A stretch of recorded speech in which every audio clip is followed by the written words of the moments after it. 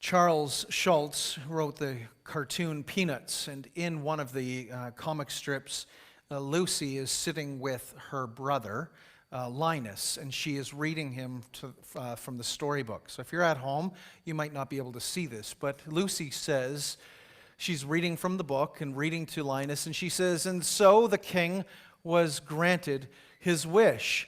Everything he touched would turn to gold." Now, the next day, and in the third panel, we see Linus standing up abruptly and shocked. He says, "Stop!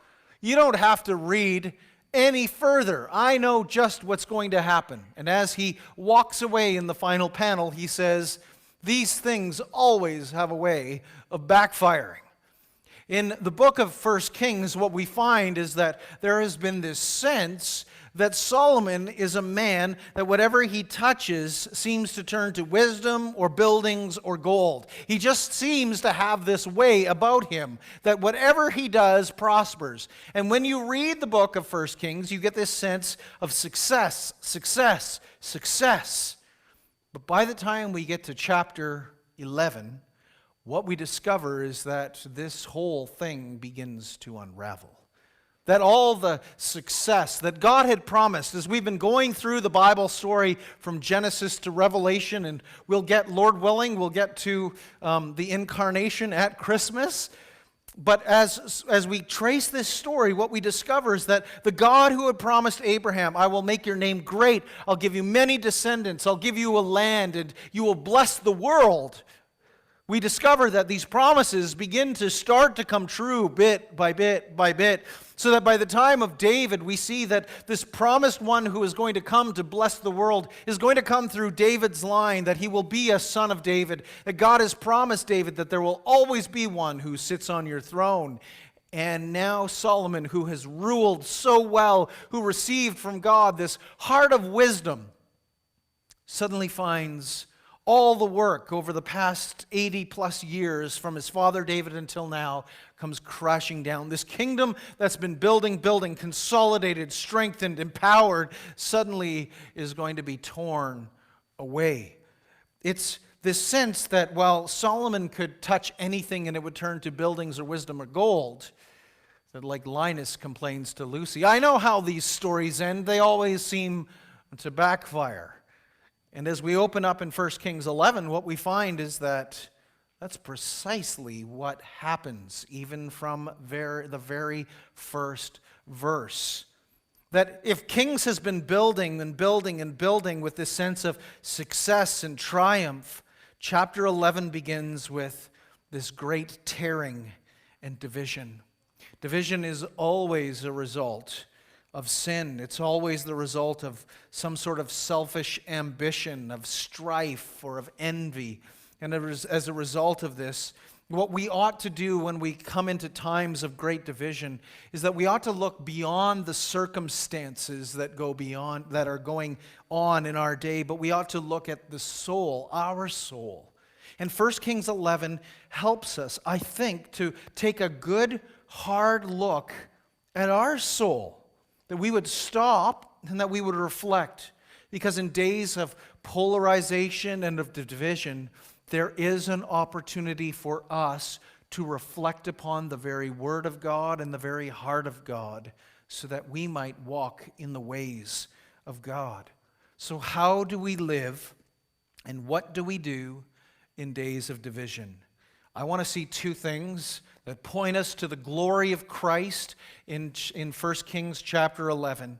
And as we look at the first section in verses 1 through 13, I want us to see and I want us to look at this very thing, that when we face times of division, we should ensure that our heart clings to the Lord. When we open up chapter 11, with all of the success Solomon's been building and building and building this kingdom, what we find is in verse 1, "Now King Solomon loved many foreign women." And this begins this overthrow of the greatness of the kingdom. that Solomon had been wise. He had been an extremely wise man. He had asked the Lord to give him a discerning mind to know good from evil in 1 Kings. 1 Kings 3, verses 9 through 12, he had received these blessings, but now he acts in a way that is totally foolish. That while he is securing political power and he's gaining strength, he's making marriages not out of romance, but out of political astuteness.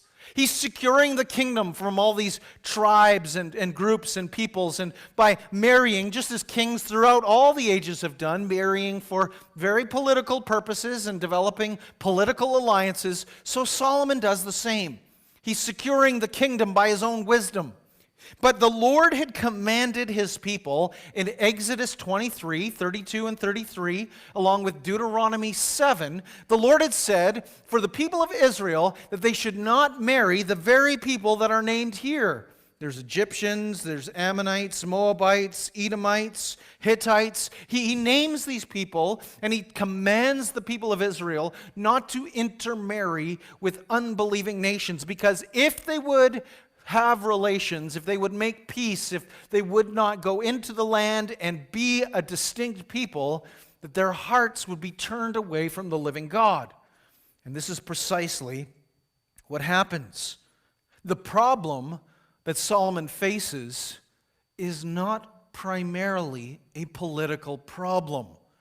And so often what happens is that we look out at the world and we look at the political problems, and we can see the political challenges, but verses 2 through 4, it mentions one word over and over and over. It says that Solomon, he had these wives from the nations that the Lord had said, and at the end of verse 2, it says, "For surely they will turn away your heart after other gods." And over in these verses, verse 3, Solomon has these loves. His wives turned away his heart at the end of verse 3. When Solomon was old, his wives turned away his heart after other gods, and his heart was not truly attuned to the Lord in the way that David, his father, was. The problem is not primarily political. The problem is primarily a heart issue. That Solomon has his heart turning away from the God who is the God of gods and the Lord of lords. By having these other wives, that Solomon begins this process of turning his heart away from God. We're told in verse 2, at the very end of verse 2, do you see how it says that Solomon clung? What did he cling to?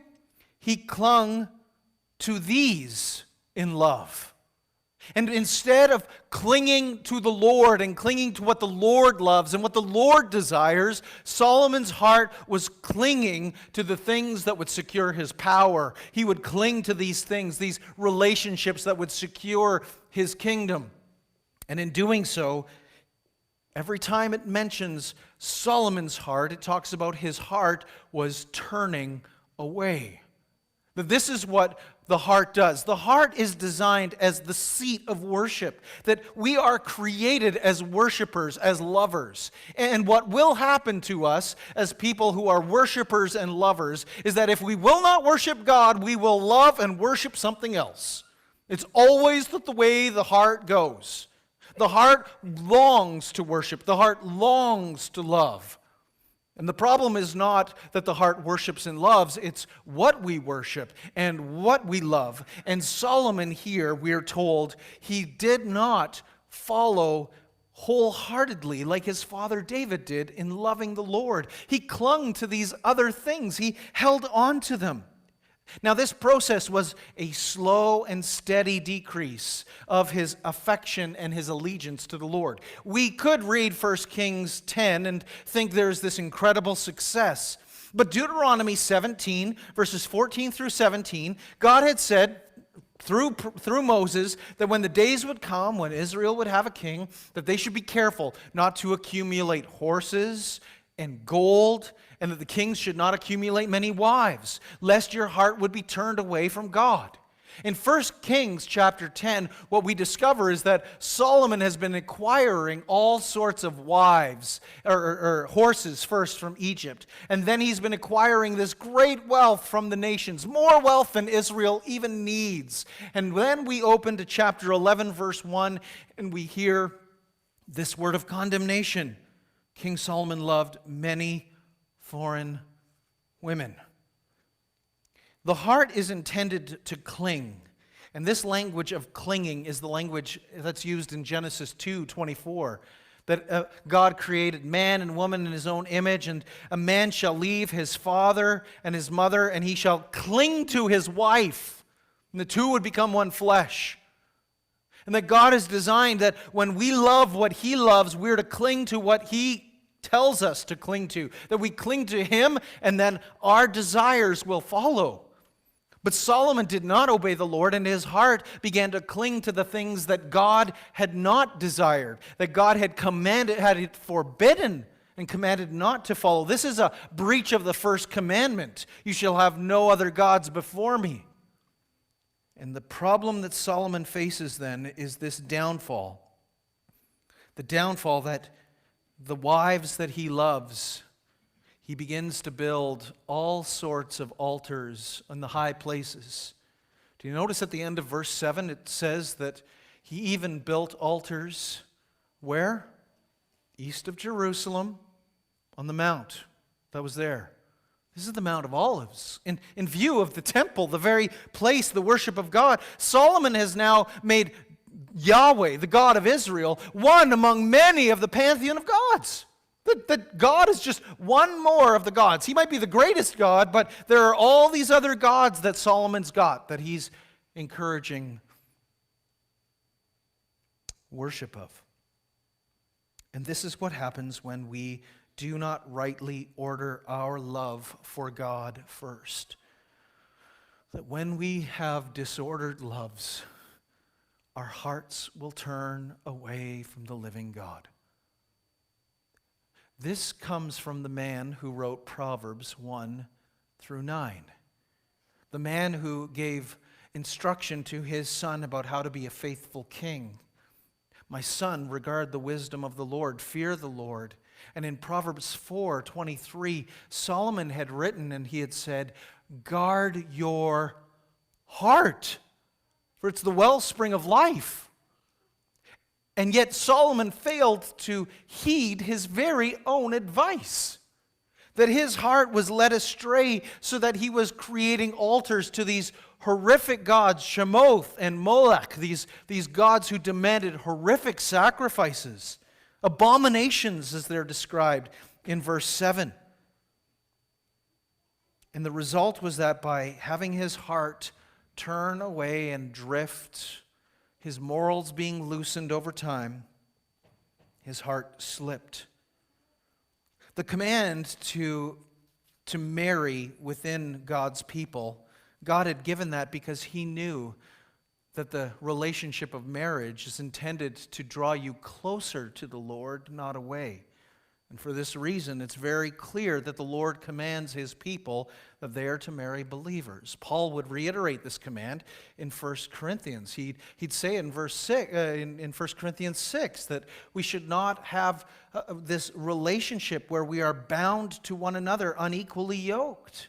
That we ought to marry another believer, not because God's a killjoy, but because God knows that when you do not have alignment in terms of faith and your first love, it will lead you astray. You can think that you can win your spouse over, that you can win this person over and show them the love of Christ, but more often than not, what happens is that the believer's heart slowly drifts and is loosened in moral conviction.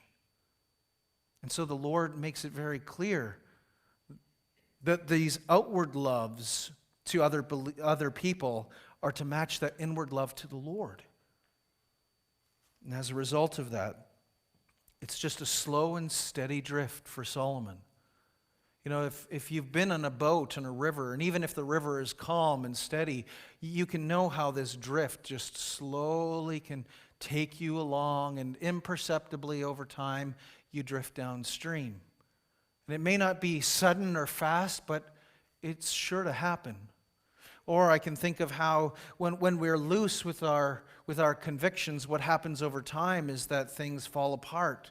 I had a pair of glasses, and over time, the one screw that held the lens in, it just continually got loose and loose and loose. And it was imperceptible to me, but over time, it just loosened until, at the most inconvenient times, what would happen? My lens would fall out. So I'd be driving, and my lens would just boop, plop right out. Or sometimes it would fall, and it would be like on a rough surface like concrete, and my lens would get scratched. And this is precisely what happens when we do not cling to the Lord with all of our heart. That imperceptibly little things come along. And this is why we have to take heed lest we fall, that we can drift. And the result that we are told in verse 9 and following is that the Lord was angry with Solomon. I'm going to tear the kingdom from you, and I'm going to tear it away, but I won't forget my promises. I'll tear it away because you have sinned, but I won't forget what I have said. And so in days where there's division and difficulty, the first thing that we have to do is ensure that we are clinging to the Lord, that our hearts are clinging to Him, that we love Him with all of our heart and soul and mind and strength. But the second thing that I want us to see is that in times of division, we also have to trust the sovereign Lord of history. From verses 14 through to the end of the chapter, we discover that there are three primary adversaries. I'm going to move very quickly through a couple of them.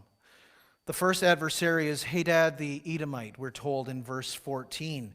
It says, "And the Lord raised up an adversary against Solomon, Hadad the Edomite." Now, I don't have time to go into his story, but we can note here that it is the Lord who raises him up as an adversary. Verse 23, we come to this man named Rezin. God also raised up as an adversary to him Rezin, the son of Iladah, who had fled from his master. And he's from Damascus. And finally, in verse 26, what we hear is Jeroboam, the son of Nebat, an Ephraimite, an Israelite, who's a servant of Solomon. He lifted up his hand against the king, the end of verse 26 says. And the result of this is what we hear are is the language of the Lord raising up. Now it becomes clear with Jeroboam that is the Lord. We'll see this in the rest of the chapter. The Lord raises up Jeroboam. But this language of adversary that you see there, it's the same word that's used in the book of Job when the adversary comes before God to make accusation against Job. This is the language of the Satan. It's not that these people are Satan, but they are doing a satanic work. They're being raised up. The Lord raises up an adversary, that evil is on the sovereign leash of God, that He's got evil and He's going to set its bounds and its limits. But because Solomon has disobeyed and because he has done evil in the eyes of the Lord, that leash is let go just a little bit further out. And these adversaries are raised up. And they function as accusers of the one who has disobeyed the Lord. For the Lord had said in the promise that He had made to David in 2 Samuel 7, verses 12 to 16, that when the king would not follow in the ways of the Lord, He would discipline that son. And this is Solomon's discipline. That the sovereign God of history, who rules over all, is also giving the leash so that there is human responsibility, that these people must take responsibility for their actions. And the good news is that God is in control in bad days. And we need to know that there is all sorts of division that is going on, but it is not outside the sovereign hand of God. That God is accomplishing a greater purpose. And our job in days where there is division and hardship and pain and difficulty is not to be the accuser of the brethren. There is one who is the accuser of the brethren, and that's not your job or mine. There's one who does that. Our responsibility in days of division is to go back to what we first talked about, is to ensure that our heart clings to the Lord. Am I clinging to the Lord? How am I contributing to division? And the mystery of how God holds together his divine sovereignty and our human responsibility, we don't have time for that this morning, and it is complicated for sure, but the Bible holds up as both to being true. And in holding up both as being true, our responsibility is to ensure that our hearts cling to the Lord. Because these are days where we can look around and we can see all sorts of political division. And we can look at circumstances, and we can look at situations, and we can cast blame and doubt. And yet, in a day where there is incredible confusion, we are called as the people of God not to be contributing to the division of society, even though under the sovereign hand of God, that God is at work, we have a responsibility that we're checking our heart. How are we doing in terms of the problems of our day with a global pandemic and how governments are handling it and the ways of the decisions that affect human freedoms and all of these things? The issue is not primarily a political issue that you and I have to address. You and I are called as Christians to check our hearts, because if God's the sovereign God of history, he's working out even the details of Solomon's day, navigating all of the difficulties, disciplining this wayward son to bring his heart back to the Lord. And in our day, we can look at all the things political going on, and we could complain, and we could make suggestions, and we could be quite ferocious in our opinions about how things ought to be handled. Or we could be checking our hearts and being mindful that we could be contributing to the problem in ways that maybe we don't recognize because our hearts are not being checked. That when we act in certain ways that promote division, it shows that we are not trusting in the sovereign Lord of history. That God's got this. It's under his control. It's not out of control. So I want us to take a look just for a moment at Jeroboam, verses 26 and following. Jeroboam is this Israelite who he's very hardworking and he's very enthusiastic. We find in verses 26 to 28. He's leaving Jerusalem, he's heading north, and as he's heading north, what we discover is that Ahijah, this prophet, comes along. And as he comes along, Ahijah is wearing this brand new cloak. He's wearing a beautiful coat. And as he comes and he meets up with Jeroboam, when they're out of the sight of the city, Ahijah takes off the cloak and he tears it up into 12 pieces. He gives Jeroboam 10 pieces. Now, Jeroboam might be wondering, what am I supposed to do with this? Make a quilt or do some sewing or what? But the prophecy comes with this word of interpretation. That the Lord is going to tear the kingdom from the house of David. There will be one tribe that will remain, but 10 other tribes, the northern tribes, will be taken away, and they will be given. And out of this, then, what we hear is that God is handing the kingdom, the northern part of the kingdom, over to Jeroboam, and thus will lead the division of the kingdom. When Solomon hears word of this, we can only assume that there's probably political action being taken by Jeroboam. He's told he needs to wait until Solomon is dead and then he will receive the northern kingdom. But it seems like Jeroboam is acting a little bit quickly, because by verse 40, what we hear is that Solomon's ready to execute Jeroboam. And the reason we can assume that Solomon is going to try to take this action is because Jeroboam must have been acting outside of God's timeline. Solomon panics in a sense. But if we trust the God who is sovereign over history, there is no reason for us to panic about what's going on, even in our day, even in our time. That the what-if questions are not helpful. That if we could wonder and question what's really going on, what might happen if this, if that. And yet that's a failure for us to trust in the sovereign God of history. God's promise to David is reiterated. The promise of 2 Samuel 7 is reiterated over and over. In verses 11 through 13, God says, there will be a son of David who will sit on the throne. And verse 39, that though the Lord will discipline Solomon and his descendants, he will not discipline forever, but he will have mercy.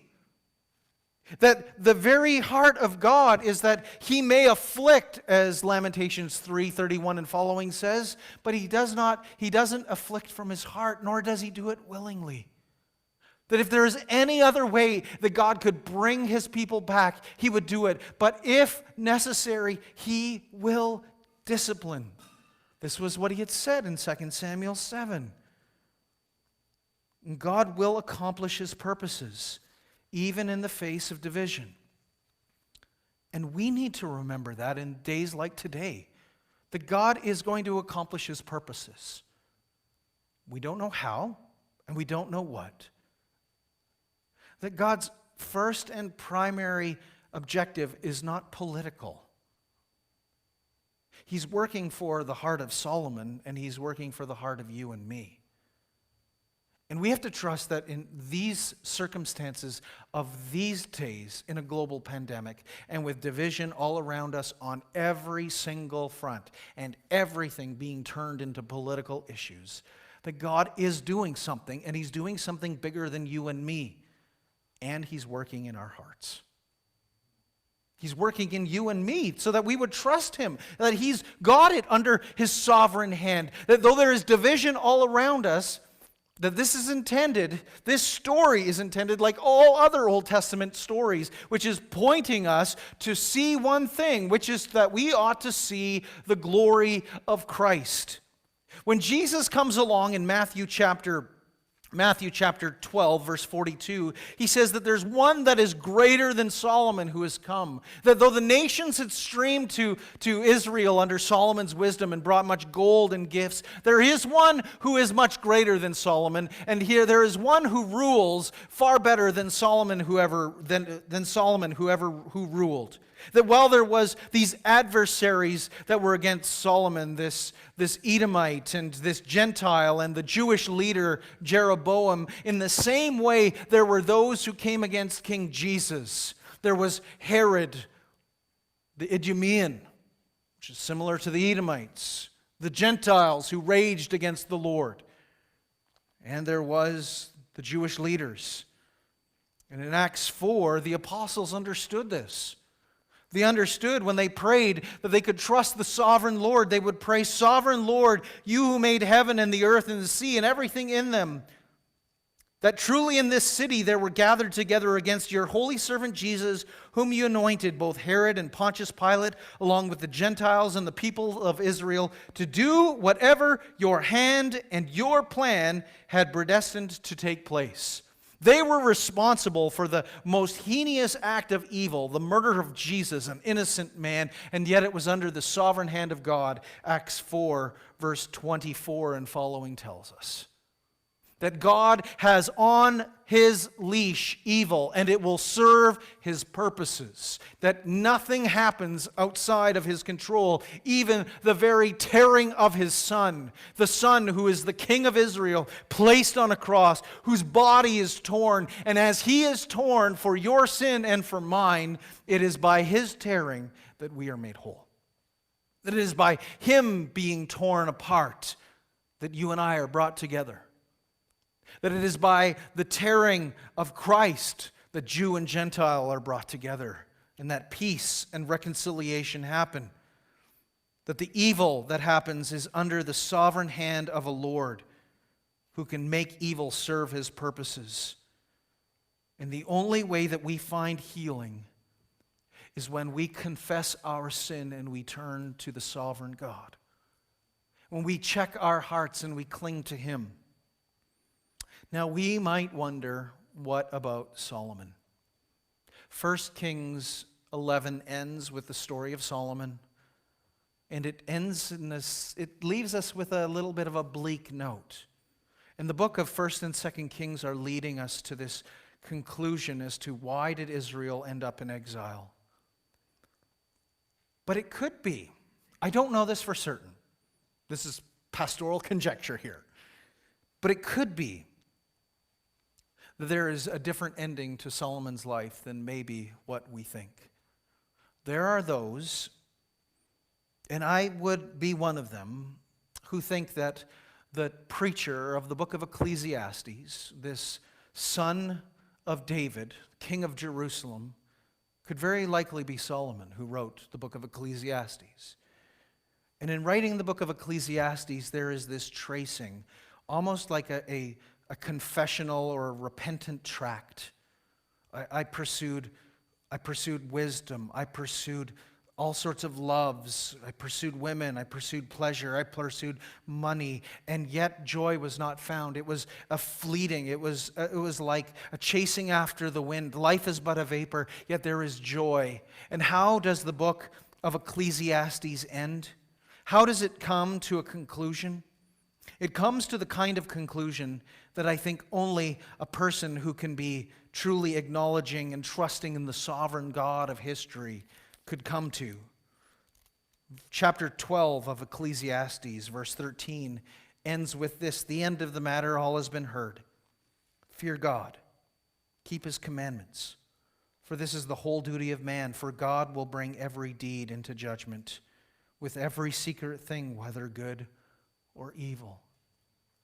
I don't know for certain, but I'm tempted to think that these are the words of Solomon.